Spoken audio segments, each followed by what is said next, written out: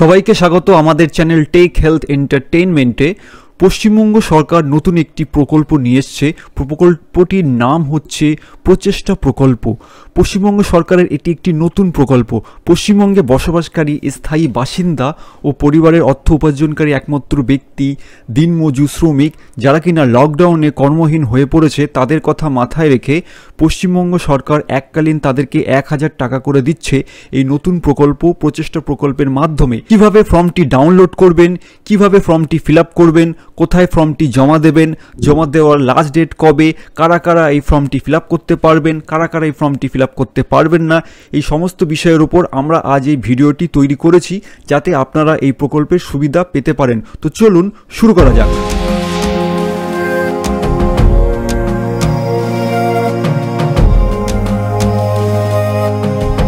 আপনারা আমাদের কম্পিউটার স্ক্রিনে দেখতে পাচ্ছেন এই গভর্নমেন্ট অফ ওয়েস্ট বেঙ্গল প্রচেষ্টা স্কিম মানে প্রচেষ্টা প্রকল্পের এই fresh form.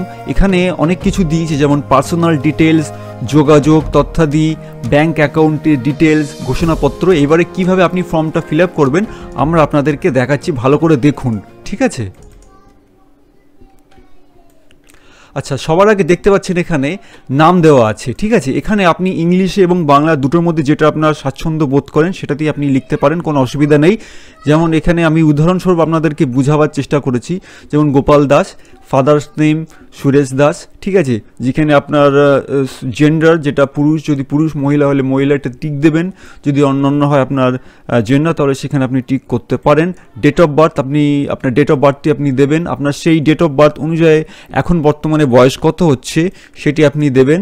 Epic card, voter ID card মানে ভোটার আইডি কার্ডের যে আপনার নাম্বার সেই নাম্বারটি আপনি এখানে বসাবেন, ঠিক আছে? ডিজিটাল রেশন কার্ড, যদি আপনার কাছে ডিজিটাল রেশন কার্ড থাকে তাহলে অবশ্যই আপনি ডিজিটাল রেশন কার্ডের নাম্বারটি আপনি এখানে বসাবেন। আর আধার কার্ড তো অবশ্যই আপনার কাছে আছে, তাহলে যদি থাকে আধার কার্ড তাহলে আধার কার্ডের নাম্বারটি আপনি এই ঘরটিতে বসাবেন, ঠিক আছে? কন্ট্যাক্ট ডিটেলস মানে যোগাযোগের তথ্যাদি, আপনি যে রাজ্যে বসবাস করেন পশ্চিমবঙ্গ, যে জেলায় বসবাস করেন সেই জেলাটির নাম দেবেন। অ্যাসেম্বলি মানে বিধানসভা, কোন বিধানসভা নির্বাচন ক্ষেত্রে আপনি বসবাস করছেন সেই বিধানসভা নির্বাচন ক্ষেত্রটির নাম দেবেন। যদি ব্লক হয় ব্লক, মিউনিসিপ্যালিটি হলে মিউনিসিপ্যালিটি, কর্পোরেশন হলে কর্পোরেশন, যদি পঞ্চায়েত যদি হয়ে থাকে আপনি পঞ্চায়েতও দিতে পারেন, কোনো অসুবিধা নেই। আচ্ছা, গ্রাম পঞ্চায়েত, ওয়ার্ড নাম্বার, গ্রাম ওয়ার্ড নাম্বার, যদি আপনি পঞ্চায়েতের কত নম্বর পঞ্চায়েত থাকেন সেই জায়গাটা দিতে পারেন। ওয়ার্ড নাম্বার যদি থাকে আপনার, যদি মিউনিসিপ্যালিটিতে থাকেন তো অবশ্যই ওয়ার্ড নাম্বার আছে, ওয়ার্ড নম্বরটি আপনাকে দিতে হবেন। যে অঞ্চলে বসবাস করছেন সেই অঞ্চলের নাম আপনি দেবেন। হাউস পারমিস, বাড়ির নম্বর মানে এইখানে দেওয়া আছে যে বাড়ির নম্বর। এবার বাড়ির নম্বরটি আপনি কীভাবে পাবেন? আপনার যে ভোটার লিস্ট আছে না, ভোটার লিস্টে তলায় দেখবেন বাড়ির নাম্বার বলে দেওয়া আছে, ঠিক আছে?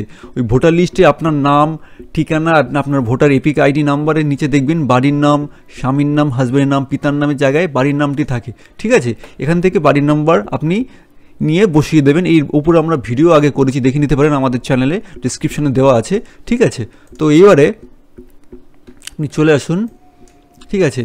বাড়ির নাম্বারটা আপনি দিয়ে দিলেন, বুঝে গেলেন কোথা থেকে নিতে হবে। পিনকোড, পিনকোড আপনার যেটা আছে সেটা আপনি দেবেন। আপনার পোস্ট অফিস সেটা আপনি দেবেন, পুলিশ স্টেশন আপনি দেবেন, ঠিক আছে? মোবাইল, আপনার মোবাইল নাম্বারটা আপনি দেবেন। আচ্ছা, ব্যাংকের নাম, আচ্ছা ধরুন আপনি ব্যাংক অ্যাকাউন্ট আছে, অবশ্যই আপনাকে ব্যাংক অ্যাকাউন্টটি দিতে হবে, ঠিক আছে? এই ব্যাংক অ্যাকাউন্টের নাম্বারটি আপনি দেবেন। তো সবার আগে আপনাকে যেতে হবে ব্যাংকের নাম, তারপরে ব্যাংকের শাখা কোন ব্রাঞ্চের অন্তর্গত, তারপরে ব্যাংক অ্যাকাউন্ট নাম্বার, ঠিক আছে? এই ব্যাংক অ্যাকাউন্ট নাম্বারটি আপনাকে দিতে হবে। আর আইএফএসসি কোড, এই আইএফএসসি কোডটি কীভাবে পাবেন? আপনার যে ব্যাংকের পাসবই আছে, পাসবইয়ের প্রথম পেজেই দেখবেন আপনার ব্যাংকের নাম, ব্যাংকের ব্রাঞ্চ নাম্বার, আপনার অ্যাকাউন্ট নাম্বার আর আপনার আইএফএসসি কোড লেখা আছে, ঠিক আছে? আর যদি কোনো ক্ষেত্রে আপনার আইএফএসসি কোড ব্যাংকের পাসবইয়ে অসুবিধা হয় বুঝতে, যদি কোনো ক্ষেত্রে না থেকে থাকে তাহলে কিভাবে আপনার ব্যাংকের আইএফএসসি কোড খুঁজবেন আমি আপনাদেরকে দেখিয়ে দিচ্ছি। তো চলুন কম্পিউটার স্ক্রিনে যাওয়া যাক। সবার আগে এইভাবে সার্চ করুন ব্যাংক আইএফএসসি। আচ্ছা, ব্যাংক আইএফএসসি কোড আসছে, ঠিক আছে? এবার উপরে দেখুন ব্যাংক আইএফএসসি কোড.com, এখানে আপনারা ক্লিক করবেন। দেখুন একটা পেজ খুলে গেছে, ব্যাংক আইএফএসসি কোড ফাইন্ডার। আচ্ছা, আপনার ব্যাংকের নাম দিন, ঠিক আছে? তো এখানে আমি দিলাম ব্যাংক অফ ইন্ডিয়া আপনার সুবিধার জন্য।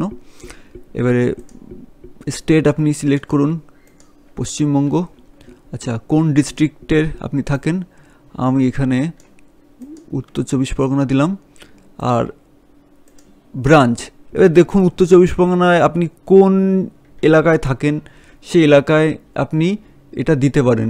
যেমন এখানে আমি দিলাম বনগাঁ, ঠিক আছে। দেখুন এখানে ব্যাঙ্ক অফ ইন্ডিয়ার বনগাঁ শাখার আইএফএসসি কোড চলে আসছে এই জায়গাটায়, এই যে দেখতে পাচ্ছেন, এইটাই হচ্ছে আইএফএসসি কোড। যদি অসুবিধা হয় ব্যাংকের পাসবইতে আইএফএসসি কোড খুঁজে, তাহলে এইভাবে আপনি আপনার ব্যাংকের সঠিক আইএফএসসি কোডটি খুঁজে পাবেন, ঠিক আছে। তো চলুন এবারে নিচে দেখা যাক। এবারে আপনি যেদিন জমা দেবেন সেদিন হচ্ছে 27/4/2020। আমি এটা সুবিধার জন্য লিখেছি, আপনার এখানে সই করবেন, ঠিক আছে, আপনি সই করবেন এখানে। আচ্ছা, এবার ভালো করে দেখুন, এখানে please affix stamp size photo, মানে আপনার স্ট্যাম্প সাইজ যদি ছবি থাকে অবশ্যই আপনাকে ছবিটি আঠা দিয়ে এখানে লাগাতে হবে, ঠিক আছে। তো এইবারে বুঝতে পেরেছেন, এবার এর সাথে সাথে কি কি ডকুমেন্টস আপনাকে জমা দিতে হবে এইটা আমি আপনাদেরকে বলবো। পশ্চিমবঙ্গ সরকারের এই প্রচেষ্টা প্রকল্পের এই টোটাল তারা ওই নোটিফিকেশান জারি করেছে, এবং সেটা আমি এখানে দিয়ে দেখাচ্ছি আপনাদেরকে কারা কারা এই ফর্মটি ফিল আপ করতে পারবে আর কারা কারা এই ফর্মটি ফিল আপ করতে পারবেন, আর কি কি ডকুমেন্টস আপনাদেরকে এর সাথে অ্যাটাচ করতে হবে, ঠিক আছে। তো একটা জিনিস আপনি ভালো করে বুঝে নিন বিষয়টা, যে আপনি যখন এই ফর্মটি ফিল আপ করবেন সঙ্গে আপনাকে যে ডকুমেন্টসগুলো জেরক্স কপি দিতে হবে, ব্যাংক পাসবইয়ের জেরক্স, আধার কার্ডের জেরক্স, রেশন কার্ডের জেরক্স না থাকলে লাগবে না, ভোটার কার্ডের xerox, 2 copy stamp size photo, passport size photo একটি আপনি ওখানে লাগাবেন যেখানে এই ইমেজের ছবিটি আছে, ঠিক আছে, কোনো অসুবিধা নেই। এইবারে আপনি এটি কোথায় জমা দেবেন? আপনি যদি বিডিও অফিসে জমা দিতে পারেন, পঞ্চায়েতে জমা দিতে পারেন, কাউন্সিলরের মাধ্যমে আপনি এটি জমা দেবেন। আর এটির আবেদন শুরু হয়েছে 15ই এপ্রিল থেকে, আর আবেদনের শেষ তারিখ হচ্ছে 15ই মে পর্যন্ত। আমি এটা দেখিয়ে দিচ্ছি কতদিন থেকে এটা এই জায়গাটায় আছে, ঠিক আছে। এই যে দেখুন 15ই এপ্রিল থেকে শুরু হয়েছে এর আবেদনপত্র, এবং 15ই মে পর্যন্ত এর আবেদন জমা দেওয়ার লাস্ট ডেট। পরে হয়তো গভর্নমেন্ট কোনো ক্ষেত্রে হয়তো বাড়াতেও পারে, আবেদনের জমা দেওয়ার ডেট হয়তো বাড়াতেও পারে। এর আগেও দেখেছি যে ইলেকট্রাল ভেরিফিকেশন প্রোগ্রামে 1 মাসের জন্য ছিল, পরে আবার সেটি বাড়িয়ে আরও 1 মাস 1.5 মাস পরে করেছে, তো সেটা একটা বাড়াতেই পারে। তো একটা জিনিস ভালো করে বুঝে নিন যে কারা কারা এই ফর্মটি ফিল আপ করবেন না। এতক্ষণ তো বুঝলেন কারা কারা ফর্মটি ফিল আপ করবেন না, আর আমি এটাও দেখাবো যে কারা কারা ফর্মটি ফিল আপ করবে।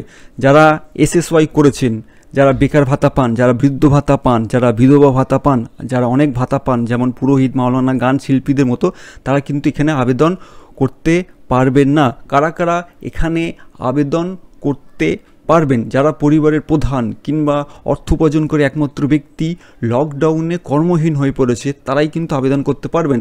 এবং দেখে নিন এই প্রকল্পে 1000 টাকা পর্যন্ত আপনি সুবিধা পাবেন, ঠিক আছে। এবং শ্রমিক, দিনমজুর, পশ্চিমবঙ্গের স্থায়ী বাসিন্দা আবেদন করতে পারবে। যিনি পরিবারের একমাত্র উপার্জনক্ষম ব্যক্তি আবেদন করতে পারবেন। যিনি পশ্চিমবঙ্গ সরকারের কোনো প্রকার পেনশন প্রকল্প যেমন বার্ধক্য ভাতা, বিধবা ভাতা, অক্ষমতা ভাতা ইত্যাদি সামাজিক সুরক্ষা প্রকল্পের সুবিধা পান না, কিন্তু উনি এগুলো নেন না, সেই পারবে। পরিবারের মধ্যে একজন দরখাস্ত করতে পারবে, পরিবারের স্বামী, স্ত্রী, সন্তানরা। এবং এটি কোথায় জমা দিতে হবে?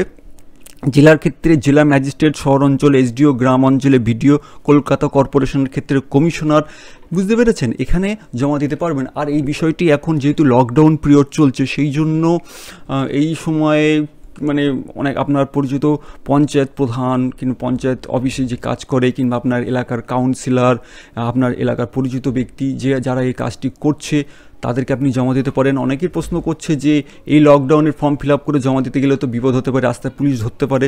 তো এখানে আর কি বলবো, আমি কিছু বুঝতে পারছি না। তো যাই হোক, এখানে আপনার এলাকার লোকেদের সাথে যোগাযোগ করুন, যারা এই কাজটি করছে তাদের সঙ্গে যোগাযোগ করুন, তারা এই কাজটি আপনার জন্য করে দেবে, ঠিক আছে। আর টোটাল এই কীভাবে আপনি ফর্মটি ফিল আপ করবেন আর কোথায় এই ফর্মটি জমা দেবেন, তাছাড়া আরও ডিটেলস ইনফরমেশন আমি আমার এই ভিডিওর ডিসক্রিপশন লিঙ্কে আমি দিয়ে দিয়েছি। আপনি পড়ে ভালো করে বুঝে নেবেন, আপনার কোনো অসুবিধা হবে না। আর যদি কোনো অসুবিধা হয় তাহলে অবশ্যই আপনারা আমাদেরকে কমেন্টে জানাবেন, ঠিক আছে। আর একটা জিনিস যেটা আমি বলছি, এই ফর্মটি আপনি কিভাবে ডাউনলোড করবেন। এই ফর্মটি ডাউনলোড করতে অনেকের অসুবিধা হচ্ছে, ফর্মটি যারা ফিল আপ করছে ঠিক আবছা পরিষ্কার নয়। তো আমি এই ফর্মটির ফ্রেশ ডাউনলোড লিঙ্ক আমি আমার ভিডিও ডিসক্রিপশানে দিয়ে দিয়েছি, আপনি ওখান থেকে অবশ্যই ডাউনলোড করে নেবেন। আর যদি ডাউনলোড করতে না পারেন, কোনো কারণে অসুবিধা হয়, তাহলে আপনি আমাদেরকে মেল করবেন। মেল অ্যাড্রেসটাও আমি দিয়ে দিয়েছি ডিসক্রিপশন লিঙ্কে, ভিডিওর নিচে, ওখানে আপনারা মেল করবেন, আমি আপনাদেরকে মেলে পিডিএফ ফর্মটি পাঠিয়ে দেবো, যাতে আপনার ডাউনলোড করতে অসুবিধা না হয়। আর একটি কথা বলে রাখি যে এই ফর্মটি শুরু হয়েছে 15ই এপ্রিল থেকে, আর আবেদনের শেষ তারিখ 15ই মে পর্যন্ত। বিশেষ প্রয়োজনে ফর্মটি জমা দেওয়ার সময়সীমা কিন্তু আবার বাড়াতে পারে, ঠিক আছে? তো আশা করছি এই ভিডিওটি আপনাদেরকে খুব ভালো লেগেছে। যদি ভালো লেগে থাকে তাহলে আমাদের চ্যানেল টেক হেলথ এন্টারটেইনমেন্টকে সাবস্ক্রাইব করুন, বেল আইকনে টিপে অল নোটিফিকেশনে ক্লিক করতে ভুলবেন না, লাইক করুন, কমেন্ট করুন, আর অবশ্যই বন্ধুদের সঙ্গে বেশি করে শেয়ার করুন। ধন্যবাদ।